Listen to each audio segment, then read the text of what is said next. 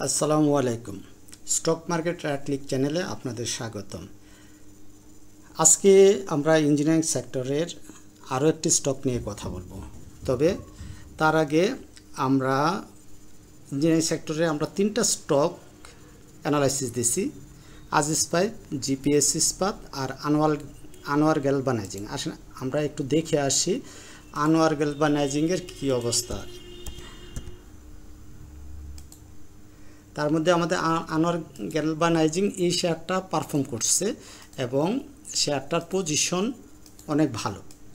ঠিক আছে, আমরা যদি যেভাবে দেখি, আমরা একটা ট্রায়াঙ্গেল প্যাটার্ন ড্র করছি। এটা সিমেট্রিক্যাল ট্রায়াঙ্গেল। হ্যাঁ, লুতে সিমেট্রিক্যাল ট্রায়াঙ্গেল, সে উপরেও ব্রেকআউট দিতে পারে, নিচেও ব্রেকআউট দিতে পারে। তাহলে যদি উপরে ব্রেকআউট দেয় তাহলে সিমেট্রিক্যাল ট্রায়াঙ্গেল অনুযায়ী আমাদের শেয়ারটার পারফরমেন্স এইটুকু। যদিও আমরা করছি, এটা কিনছি হয়তো এই যে 84-85 টাকা। ফাইনালি এইটাই আমাদের রেজিস্ট্যান্স লেভেল কত হতে পারে, 88 টাকা থেকে 90 টাকা। এইটা মোটামুটিভাবে আমরা ধরতে পারি।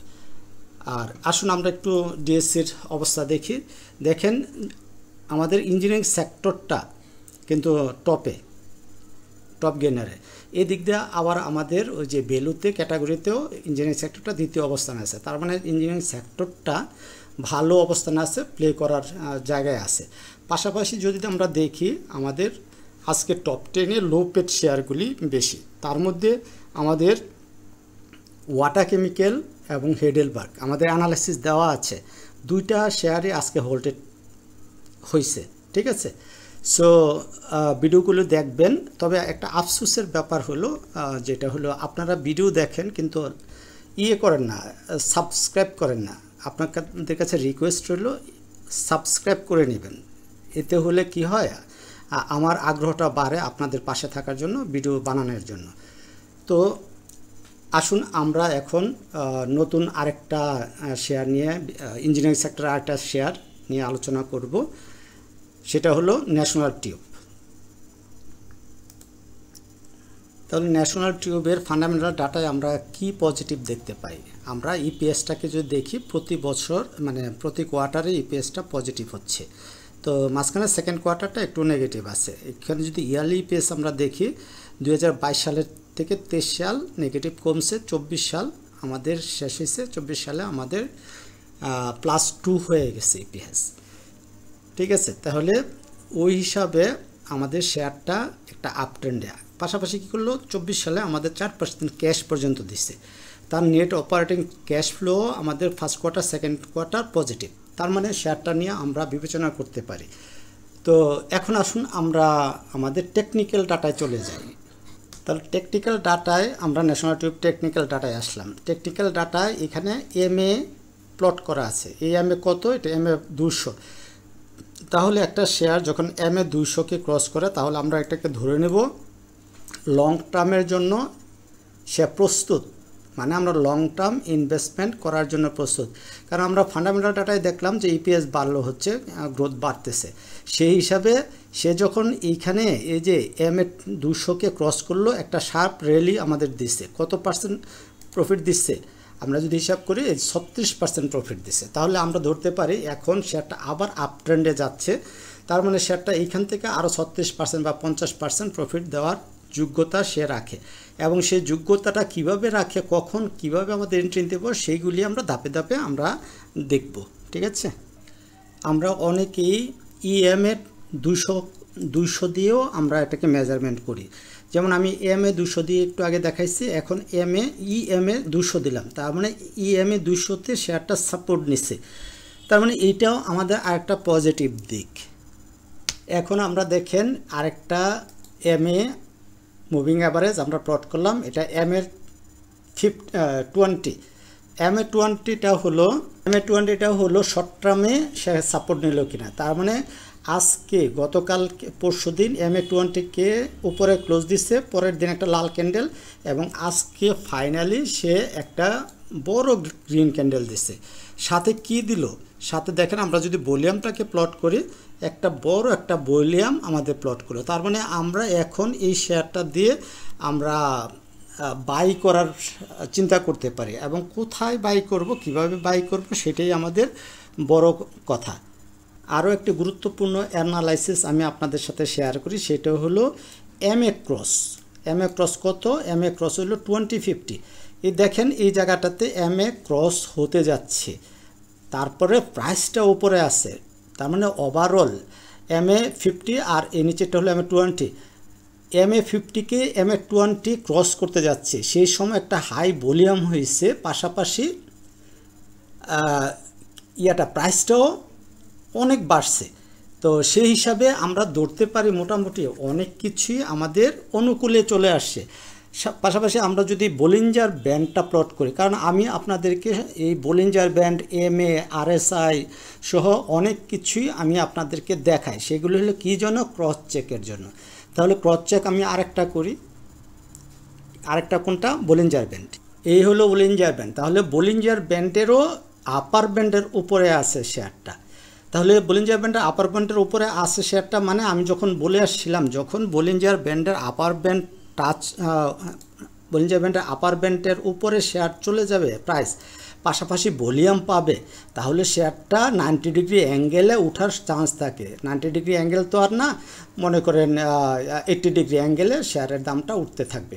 তাহলে এইভাবে শেয়ারের দামটা আমাদের উঠতে থাকবে। কালকে যদি দেখায় আরেকটা গ্রিন ক্যান্ডেল, আরেকটা গ্রিন ক্যান্ডেল, এইভাবে শেয়ারটা উঠতে থাকবে।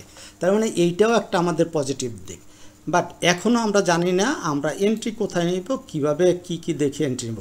যা দেখা তা দেখে ফেলছি, সব কিছু আমাদের পজিটিভ, কিন্তু কোন লেভেলে এন্ট্রি নেব, আসলে কি ব্রেকআউট করলো কি না, সেইগুলি আমাদের দেখার এখনও বাকি আছে। তো আসুন আমরা ওইভাবে দেখি, মানে কোন জায়গায় এন্ট্রি নেব আর আমাদের টার্গেট কি হবে, সেইগুলি আমরা একটু দেখি। এই আমাদের বক্স থিওরি। আমরা জানি বক্স থিওরি একটা কার্যকরী থিওরি, যেটা হলো এইটা তার অ্যাকুমুলেশন ফেজ। বক্স থিওরি বলি, অ্যাকুমুলেশন থিওরি বলি, আর ডারবাস বক্স বলি, সবই একই। তাহলে এখানে অ্যাকুমুলেশন কিভাবে হচ্ছে আমরা আগেও দেখাইছিলাম। এখানে আমাদের এন্ট্রি হবে, এখানে এক্সিট, এখানে এন্ট্রি হবে, এখানে এক্সিট। আবার যখন এইখানে আসবে এন্ট্রি হবে, যখন ব্রেকআউট দিবে তখন আমরা এটা ধরে রাখবো। তাহলে আমরা যারা এইখানে এন্ট্রি নিচ্ছি তারা এইখানে এক্সিট নিচ্ছি? অবশ্যই না, কারণ এইখানে এক্সিট নিব না, এই কারণ যে ভলিউম যেটা দেখাইছে এই বক্স থিওরি অনুযায়ী সে এই বক্সকে ব্রেকআউট করে দিবে, এইটা সম্ভাবনা তৈরি হয়েছে। তাহলে যদি আমরা বক্স থিওরি অনুযায়ী আমরা টার্গেটকে প্লট করতে চাই, তাহলে আমরা এই বক্সের টার্গেটটাই আমাদের সামনে আসবে। তাহলে প্রাইমারিভাবে আমরা দেখতে পাচ্ছি এই শেয়ারটা 90 টাকা পর্যন্ত আগামীকালকে যদি একটা বুলিশ ক্যান্ডেল দেয়, তাহলে এই শেয়ারটা আপাতত মিনিমাম টার্গেট আমাদের 90 টাকা হতে পারে। ঠিক আছে, তাহলে আমরা দেখি অন্যভাবে শেয়ারটাকে আমরা মানে অ্যানালাইসিস করে দেখি আসলে আমরা কোথায় এন্ট্রি নিব।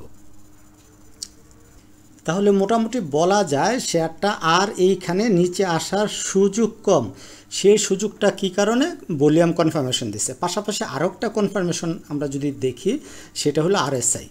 আমরা এই যে আরএসআই, আমরা দেখেন এইখান থেকে আরএসআই কী করছে, যে হায়ার লো তৈরি করছে, এইখানে হায়ার লো তৈরি করছে, তারপরে এইখানে হায়ার লো তৈরি করছে, এইখানে হায়ার লো তৈরি করছে, ফাইনালি আরএসআই ওই যে 62 হয়ে গেছে। তার মানে সব কিছু আমাদের অনুকূলে। তাহলে আমরা এটা ব্রেকআউট ট্রেডিং হিসাবে আমরা কল্পনা করতে পারি। কল্পনা কি? আগামীকালকে এখানে একটা গ্রিন ক্যান্ডেল দিবে এবং ভলিউমটা এই ভলিউমের থেকে বেশি ভলিউম দিবে। আর যখন আমরা এর থেকে বেশি ভলিউম পাবো এবং প্রাইস বাড়বে, মনে করেন সকালবেলা যদি এইরকম একটা ভলিউম আমরা প্রথম ঘন্টায়, এই যে ক্যান্ডেলের ভলিউমটা, এই ভলিউমটা আমরা পেয়ে যাই প্রথম ঘন্টায়, তাহলে আমরা কনফার্ম হয়ে গেলাম শেয়ারটা আর নিচে নামবে না।